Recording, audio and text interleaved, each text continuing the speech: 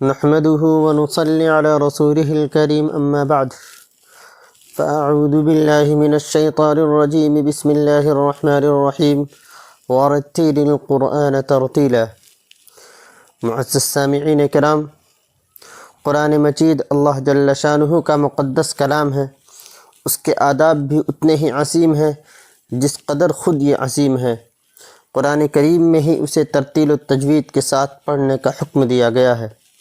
رسول اللہ صلی اللہ علیہ وسلم نے قرأت کے احکام و آداب امت کو سکھائے اور صحابہ کرام رضی اللہ عنہم اجمعین نے امت تک پہنچائے ہیں۔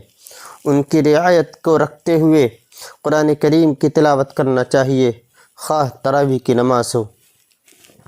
ایک بات یاد رکھیں کہ امت پر آنے والی مصیبتوں کی ایک بڑی وجہ رمضان المبارک میں نماز تراویح اور قرآن مجید کی کھلے عام بے حرمتی بھی ہے۔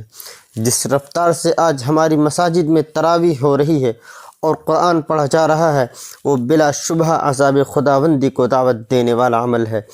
1.5 پارے کے ساتھ 20 رکعت محض 30، 35 یا 45 منٹ میں پڑھانا قرآن و نماز کی کھلی توہین ہے۔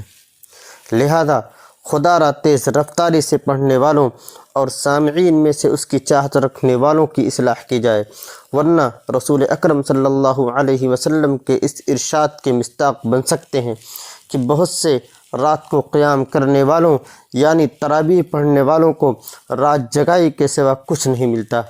لہذا ایسی جماعت تراویح میں شرکت کرنے سے بچیں۔ ایسی نماز تراویح ثواب کے بجائے گناہ کا باعث ہوگی اور عذاب خداوندی کو دعوت دینے کے علاوہ کچھ نہیں۔ اللہ ہمیں قرآن مجید کی عظمت و رفعت کو پہچاننے اور اس کی قدردانی کرنے والا بنائے۔ آمین یا رب العالمین۔ والسلام علیکم ورحمۃ اللہ وبرکاتہ۔